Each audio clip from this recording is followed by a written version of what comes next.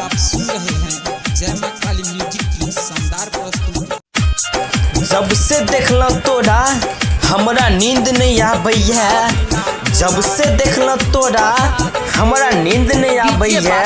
की कहियो गे जान सपनों में तोर चेहरा दिखाइए। मिथिला रिकॉर्डिंग स्टूडियो की शानदार प्रस्तुति। दिल के तू सताबै छ सता ले न गे, दिल के तू सताबै छ सता ले न गे। तोरा बिना कोना जीबै तू बता दे गे। दिल के तू सताबै छ सता ले न गे। तोरा बिना कोना जीबै तू बता दे गे। दिल के तू सताबै छ सता ले न गे। तोरा बिना कोना जीबै तू बता दे गे। अभी आप सुन रहे हैं झंझारपुर से मिथिला रिकॉर्डिंग स्टूडियो की शानदार प्रस्तुति। डीजे बादल कोना जीबै तू बता दे गे।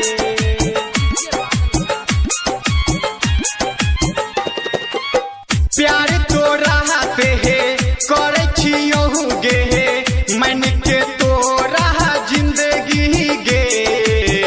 मन के तोरा जिंदगी गे, मन के तोरा जिंदगी गे। बचपन में गई संगे खेलला, मन के अपन मितवा गे। मन के अपन मितवा गे, मन के अपन मितवा गे। याद कने करही सोना बीतल बात गे, याद कने करही सोना बीतल बात गे। तोरा बिना कोना जीबै तू बता दे गे। दिल के तू सताबै छ सता ले न गे। दिल के तू सताबै छ सता ले न गे। तोरा बिना कोना जीबै तू बता दे गे। तोरा बिना कोना जीबै तू बता दे गे। अभी आप सुन रहे हैं झंझारपुर से मिथिला रिकॉर्डिंग स्टूडियो की शानदार प्रस्तुति। चलिए तोरा दिल से चाहे चलिए तोरा कोना का भूल गेले। हमरा गे जान छोड़ के ससुरा तू चल गेले।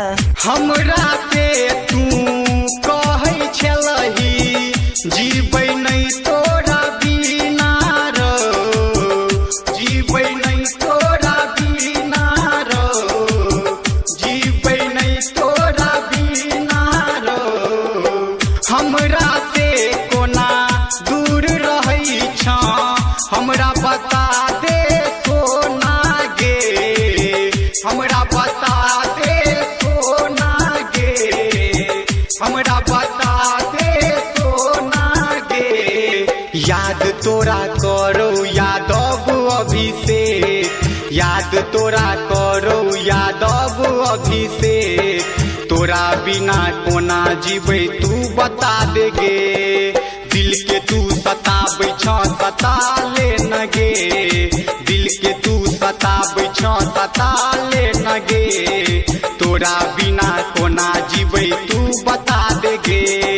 तोरा बिना कोना जीबै तू बता दे गे। तू बता दे गे। तू बता दे गे। तू बता दे गे। तू बता दे गे। जान तू ससुरा में ही खुश रही हैं, जो जान तू ससुरा में खुश रही हैं अपना सैया के